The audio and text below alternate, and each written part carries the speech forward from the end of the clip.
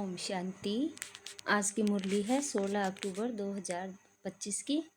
तो आज की मुरली में बाबा हमें एक तो योग के बारे में बता रहे हैं कि किस तरह हम परमात्मा बाबा की याद में बैठें, और दूसरा बाबा सेवा के लिए भी कह रहे हैं।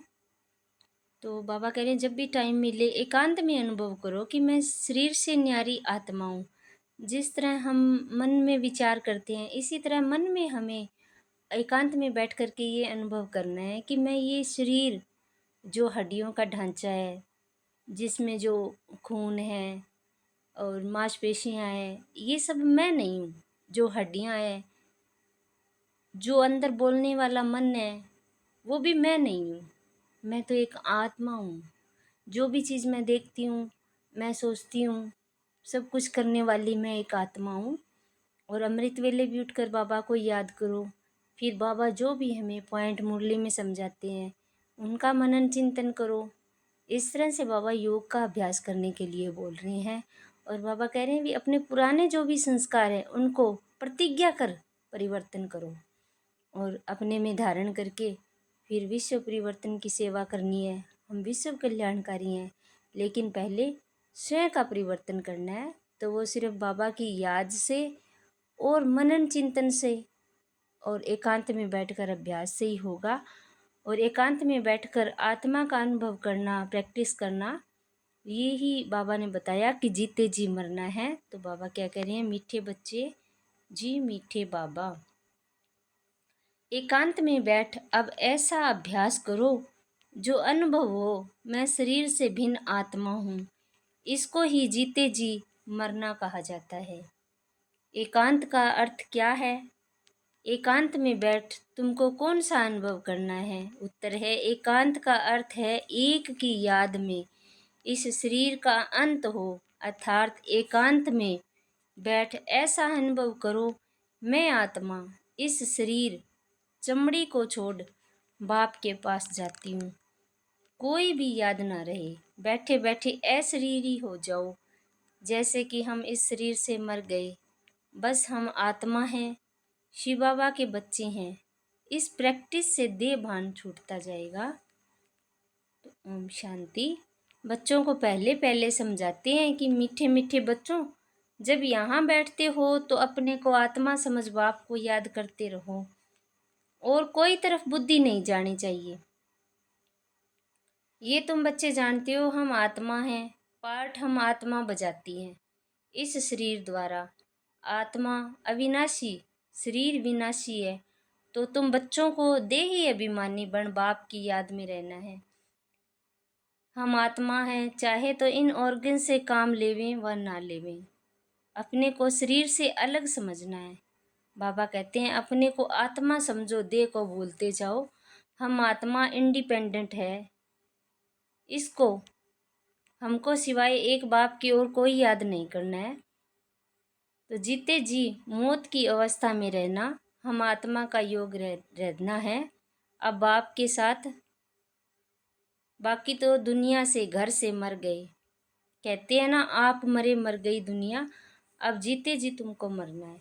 तो बाबा क्या कह रहे हैं कि मुझ आत्मा ने इस शरीर का जो आधार लिया हुआ है, मैं शरीर नहीं हूँ, मैं मन भी नहीं हूँ, लेकिन मैं एक न्यारी आत्मा हूँ।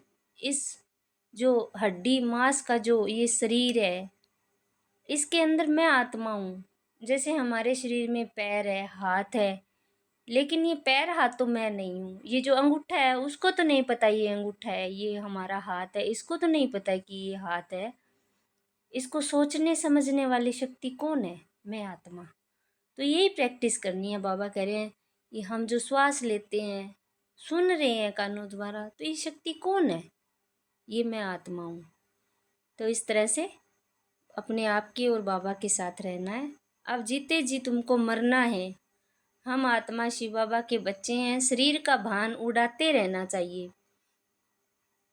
बाप कहते हैं अपने को आत्मा समझो और मुझे याद करो, शरीर का भान छोड़ो। ये पुराना शरीर है ना, पुरानी चीज को छोड़ा जाता है ना। अपने को अशरीरी समझो। अभी तुमको बाप को याद करते करते बाप के पास जाना है। ऐसे करते करते फिर तुमको आदत पड़ जाएगी। अभी तो तुमको घर जाना है। फिर इस पुरानी दुनिया को याद क्यों करें? एकांत में बैठ ऐसे अपने साथ मेहनत करनी है। भक्ति मार्ग में भी कोठरी में बैठ माला फेरते हैं, पूजा करते हैं। तुम भी एकांत में बैठिए, कोशिश करो तो आदत पड़ जाएगी। तुमको मुख से तो कुछ बोलना नहीं है, इसमें है बुद्धि की बात। शिव बाबा तो है सिखलाने वाला, उनको तो पुरुषार्थ नहीं करना है, ये बाबा पुरुषार्थ करते हैं, यानी ब्रह्मा बाबा। वह फिर तुम बच्चों को समझाते हैं। जितना हो सके ऐसे बैठकर विचार करो। अभी हमको जाना है अपने घर, इस शरीर को तो यहाँ छोड़ना है। बाप को याद करने से विक्रम विनाश होंगे और आयु भी बढ़ेगी। अंदर ये चिंतन चलना चाहिए, बाहर में कुछ बोलना नहीं है। भक्ति मार्ग में भी ब्रह्म तत्व को या शिव को याद करते हैं, परंतु वह याद कोई यथार्थ नहीं है, उसका कोई अर्थ नहीं है। बाप का परिचय ही नहीं तो याद कैसे करें? तुमको अब बाप का परिचय मिला है। सवेरे सवेरे उठकर एकांत में ऐसे अपने साथ बातें करते रहो, विचार सागर मंथन करो, बाप को याद करो। बाबा, हम अभी आया कि आया आपकी सच्ची गोद में, वह है रूहानी गोद। तो ऐसे ऐसे अपने साथ बातें करनी है। बाबा आया हुआ है, बाबा कलप कलप आकर हमको राजयोग सिखाते हैं। बाप कहते हैं मुझे याद करो और चक्कर को याद करो, स्व दर्शन चक्करधारी बनना है। बाप में ही सारा ज्ञान है ना चक्कर का, वह फिर तुमको देते हैं। तुमको त्रिकालदर्शी बना रहे हैं। तीनों कालों अर्थात आदि, मध्य और अंत को तुम जानते हो। बाप भी है परमात्मा, उनको शरीर तो है नहीं। अभी इस शरीर में बैठ तुमको समझाते हैं। ये वंडरफुल बातें हैं। भागीरथ पर विराजमान होंगे तो जरूर दूसरी आत्मा है। बहुत जन्मों के अंत का जन्म इनका है। नंबर 1 पावन वही फिर नंबर 1 पतित बनते हैं। वह अपने को भगवान विष्णु आदि तो कहते नहीं। यहाँ एक भी आत्मा पावन है नहीं, सब पतित ही है। तो बाबा बच्चों को समझाते हैं ऐसे ऐसे विचार सागर मंथन करो, तो इससे तुमको खुशी भी रहेगी। इसमें एकांत भी जरूर चाहिए। एक की याद में शरीर का अंत होता है, उसको कहा जाता है एकांत। ये चमड़ी छूट जाएगी। सन्यासी भी ब्रह्म की याद में व तत्व की याद में रहते हैं। उस याद में रहते रहते शरीर का भान छूट जाता है। बस हमको ब्रह्म में लीन होना है। ऐसे बैठ जाते हैं, तपस्या में बैठे बैठे शरीर छोड़ देते हैं। भक्ति में तो मनुष्य बहुत धक्के खाते हैं। इसमें धक्के खाने की बात नहीं है, याद में रहना है। पिछाड़ी में कोई याद ना रहे। गृहस्थ व्यवहार में तो रहना ही है, बाकी टाइम निकालना है। स्टूडेंट की पढ़ाई का शौक होता है ना, ये पढ़ाई है अपने को आत्मा ना समझने से बाप टीचर गुरु सबको भूल जाते हैं। एकांत में बैठ ऐसे ऐसे विचार सागर मंथन करो। गृहस्थी घर में तो वाइब्रेशन ठीक नहीं रहता। अगर अलग प्रबंध है तो एक कोठड़ी में एकांत में बैठ जाओ। माताओं को तो दिन में भी टाइम मिलता है, बच्चे आदि स्कूल में चले जाते हैं। जितना टाइम मिले यही कोशिश करते रहो। तुमको तो एक घर है, बाप को तो कितने ढेर के ढेर दुकान है, और ही वृद्धि होती जाएगी। मनुष्यों को तो धंधे आदि की चिंता होती है, तो फिर नींद फिट जाती है। ये व्यापार भी है ना, कितना बड़ा सराफ है, कितना बड़ा मट्टा सट्टा करते हैं। पुराने शरीर आदि लेकर नया देते हैं, सबको रास्ता बताते हैं। ये भी धंधा उनको करना है। ये व्यापार तो बहुत बड़ा है, व्यापारी को व्यापार का ही ख्याल रहता है। बाबा ऐसे ऐसे प्रैक्टिस करते हैं, फिर बतलाते हैं ऐसे ऐसे करो। जितना तुम बाप की याद में रहेंगे तो स्वतः ही नींद फिट जाएगी। कमाई में आत्मा को बहुत मजा आएगा। कमाई के लिए मनुष्य रात में जागते हैं, सीजन में सारी रात भी दुकान खुला रहता है। तुम्हारी कमाई रात को और सवेरे को बहुत अच्छी होगी। स्वदर्शन चक्रधारी बनेंगे, त्रिकालदर्शी बनेंगे। 21 जन्म के लिए धन इकट्ठा करते हैं। मनुष्य साहूकार बनने के लिए पुरुषार्थ करते हैं। तुम भी बाप को याद करेंगे तो विक्रम विनाश होंगे, बल मिलेगा। याद की यात्रा पर नहीं रहेंगे तो बहुत घाटा पड़ जाएगा, क्योंकि सिर पर पापों का बोझा बहुत है। अब जमा करना है, एक को याद करना है और त्रिकालदर्शी बनना है। ये अविनाशी धन आधा क्लब के लिए इकट्ठा करना है। ये तो बहुत वैल्यूएबल है। विचार सागर मंथन कर रतन निकालनी है। बाबा जैसे खुद करते हैं, बच्चों को भी युक्ति बतलाते हैं। कहते हैं बाबा माया के तूफान बहुत आते हैं। बाबा कहते हैं जितना हो सके अपनी कमाई करनी है, यही काम आनी है। एकांत में बैठ बाप को याद करना है। फुर्सत है तो सर्विस भी मंदिरों आदि में बहुत कर सकते हो। बैज जरूर लगा रहे, सब समझ जाएंगे ये रूहानी मिलिट्री है। तुम लिखते हो हम स्वर्ग की स्थापना कर रहे हैं। आदि सनातन देवी देवता धर्म था, अब नहीं है, जो फिर स्थापन करते हैं। ये लक्ष्मी नारायण एम ऑब्जेक्ट है ना। कोई समय ये ट्रांसलाइट का चित्र बैटरी सहित उठाकर परिक्रमा देंगे और सबको कहेंगे ये राज्य हम स्थापन कर रहे हैं। ये चित्र सबसे फर्स्ट क्लास है। ये चित्र बहुत नामी गिरामी हो जाएगा। लक्ष्मी नारायण सिर्फ एक तो नहीं थे, उन्हों की राजधानी भी है ना।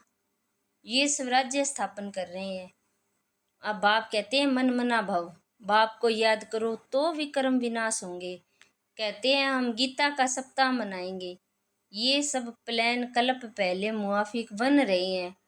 परिक्रमा में ये चित्र लेना पड़े, इनको देखकर सब खुश होंगे। तुम कहेंगे बाप और वर्षे को याद करो, मन मना भव। ये गीता के अक्षर है ना। भगवान शिव बाबा है, वह कहते हैं मुझे याद करो तो विक्रम विनाश हो। 84 के चक्कर को याद करो तो ये बन जाएंगे। लिटरेचर भी तुम सौगात देते रहो। शिव बाबा का भंडारा तो सदा भरपूर है, आगे चलकर बहुत सर्विस होगी। एम ऑब्जेक्ट कितनी क्लियर है। एक राज्य एक धर्म था, बहुत साहूकार थे। मनुष्य चाहते हैं एक राज्य एक धर्म हो। मनुष्य वह चाहते हैं, सो अब आसार दिखाई पड़ते हैं। फिर समझेंगे ये तो ठीक कहते हैं। 100% पवित्रता सुख शांति का राज्य फिर से स्थापन कर रहे हैं। फिर तुमको खुशी भी रहेगी। याद में रहने से ही तीर लगेगा। शांति में रह, थोड़े अक्षर ही बोलने हैं, जास्ती आवाज नहीं। गीत कविताएं आदि कुछ भी बाबा पसंद नहीं करते। बाहर वाले मनुष्यों से रीस नहीं करनी है। तुम्हारी बात ही और है, अपने को आत्मा समझ बाप को याद करना बस। स्लोगन भी अच्छे हो जो मनुष्य पढ़कर जागे। बच्चे वृद्धि को पाते रहते हैं, खजाना तो भरपूर रहता है। बच्चों का दिया हुआ फिर बच्चों के काम में ही आता है। बाप तो पैसे नहीं ले आते, तुम्हारी चीजें तुम्हारे काम में आती है। भारतवासी जानते हैं हम बहुत सुधार कर रहे हैं। 5 वर्ष के अंदर इतना अनाज होगा जो अनाज की कभी तकलीफ नहीं होगी। और तुम जानते हो ऐसी हालत होगी जो अन्न खाने के लिए नहीं मिलेगा। ऐसे नहीं अनाज कोई सस्ता होगा। तुम बच्चे जानते हो हम 21 जन्म के लिए अपना राज्य भाग्य पा रहे हैं। ये थोड़ी बहुत तकलीफ तो सहन करनी है। कहा जाता है खुशी जैसी खुराक नहीं। अतीन्द्रिय सुख गोप गोपियों का गाया हुआ है। ढेर बच्चे हो जाएंगे, जो भी सैपलिंग वाले होंगे वह आते जाएंगे। झाड़ यहाँ ही बढ़ना है ना। स्थापना हो रही है और धर्मों में ऐसा नहीं होता, वह तो ऊपर से आते हैं। ये तो जैसे कि झाड़ स्थापन हुआ ही पड़ा है।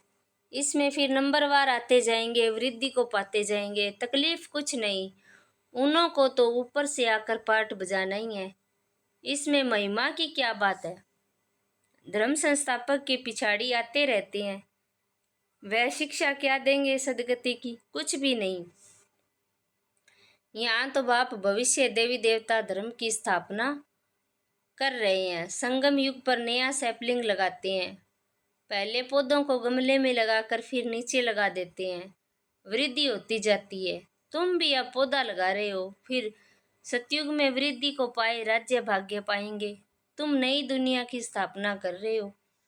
मनुष्य समझते हैं अर्जुन कलयुग में बहुत वर्ष पड़े हैं, क्योंकि शास्त्रों में लाखों वर्ष लिख दिए। समझते हैं कलयुग में अभी 40,000 वर्ष पड़े हैं, फिर बाप आकर नई दुनिया बनाएंगे। कई समझते हैं ये वही महाभारत लड़ाई है, गीता का भगवान भी जरूर होगा। तुम बतलाते हो श्री कृष्ण तो था नहीं। बाप ने समझाया है श्री कृष्ण तो 84 जन्म लेते हैं, एक फीचर्स न मिले दूसरे से, तो यहाँ फिर श्री कृष्ण कैसे आएंगे? कोई भी इन बातों पर विचार नहीं करते हैं। तुम समझते हो श्री कृष्ण स्वर्ग का प्रिंस वह फिर द्वापर में कहाँ से आएगा? इस लक्ष्मी नारायण के चित्र को देखने से ही समझ आ जाता है शिव बाबा ये वर्षा दे रही हैं। सतयुग की स्थापना करने वाला बाबा बाप ही है। ये गोला झाड़ आदि के चित्र कम थोड़ी हैं। एक दिन तुम्हारे पास ये सब चित्र ट्रांसलाइट के बन जाएंगे, फिर सब कहेंगे हमको ऐसे चित्र ही चाहिए। इन चित्रों से भयंग मार्ग की सर्विस हो जाएगी। तुम्हारे पास इतने बच्चे आएंगे जो फुर्सत नहीं रहेगी, ढेर आएंगे, बहुत खुशी होगी। दिन प्रतिदिन तुम्हारा फोर्स बढ़ता जाएगा। ड्रामा अनुसार जो फूल बनने वाले होंगे उनको टच होगा, तो तुम बच्चों को ऐसे नहीं कहना पड़ेगा कि बाबा इनकी बुद्धि को टच करो। टच कोई बाबा थोड़ी करते हैं, समय पर आप पे ही टच होगा। बाप तो रास्ता बताएंगे ना। बहुत बच्चियां लिखती है हमारी पति की बुद्धि को टच करो। ऐसे सब की बुद्धि को टच करेंगे फिर तो सब स्वर्ग में इकट्ठे हो जाएं। पढ़ाई की मेहनत है, तुम खुदाई खिदमतगार हो ना। सच्ची सच्ची बात बाबा पहले से ही बता देते हैं क्या क्या करना है। ऐसे चित्र ले जाने पड़ेंगे, सीडी का भी ले जाना पड़े। ड्रामा अनुसार स्थापना तो होनी है। बाबा सर्विस के लिए डायरेक्शन देते हैं, उस पर ध्यान देना है। बाबा कहते हैं वेजेज किस्म किस्म के लाखों बनाओ, ट्रेन की टिकट लेकर 100 माइल तक सर्विस करके आओ। एक डिब्बे से दूसरे में फिर तीसरे में बहुत सहज है। बच्चों को सर्विस का शौक रहना चाहिए। अच्छा, मीठे मीठे सिकिलदे बच्चों प्रति माता पिता बाप दादा का याद प्यार और गुड मॉर्निंग।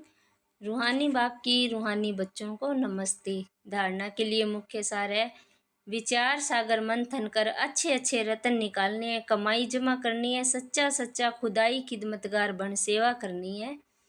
दूसरा है पढ़ाई का बहुत शौक रखना है, जब भी समय मिले एकांत में चले जाना। ऐसा अभ्यास हो जो जीते जी इस शरीर से मरे हुए हैं, इस स्टेज का अनुभव होता रहे, देह का भान भी भूल जाए। वरदान है अपने मूल संस्कारों के परिवर्तन द्वारा विश्व परिवर्तन करने वाले उदाहरण स्वरूप भव। हर एक में जो अपना मूल संस्कार है, जिसको नेचर कहते हो, जो समय प्रति समय आगे बढ़ने में रुकावट डालता है, उस मूल संस्कार का परिवर्तन करने वाले उदाहरण स्वरूप बनो, तब संपूर्ण विश्व का परिवर्तन होगा। अब ऐसा परिवर्तन करो जो कोई ये वर्णन न करे कि इनका ये संस्कार तो शुरू से ही है। जब परसेंटेज में अंश मात्र भी पुराना कोई संस्कार दिखाई न दे, वर्णन न हो, तब कहेंगे संपूर्ण परिवर्तन के उदाहरण स्वरूप। स्लोगन है अब प्रयत्न का समय बीत गया, इसलिए दिल से प्रतिज्ञा कर जीवन का परिवर्तन करो। ए व्यक्ति सारे हैं, जैसे साइंस प्रयोग में आती है तो समझते हैं कि साइंस अच्छा काम करती है, ऐसे साइलेंस की शक्ति का प्रयोग करो। इसके लिए एकाग्रता का अभ्यास बढ़ाओ। एकाग्रता का मूल आधार है मन की कंट्रोलिंग पावर, जिससे मनोबल बढ़ता है। इसके लिए एकांतवासी बनो। तो बाबा क्या कह रहे हैं कि शांति की शक्ति की हमें प्रयोग करना है, इसलिए एकाग्रता को बढ़ाना है और मन की कंट्रोलिंग पावर से ही मनोबल बढ़ता है। इसके लिए हमें क्या करना पड़ेगा? एकांतवासी बनना है और बाबा को याद करना है, अपने को आत्मा समझना है। अच्छा, ओम शांति। शुक्रिया बाबा, शुक्रिया आपका, पद्मा पदम, शुक्रिया।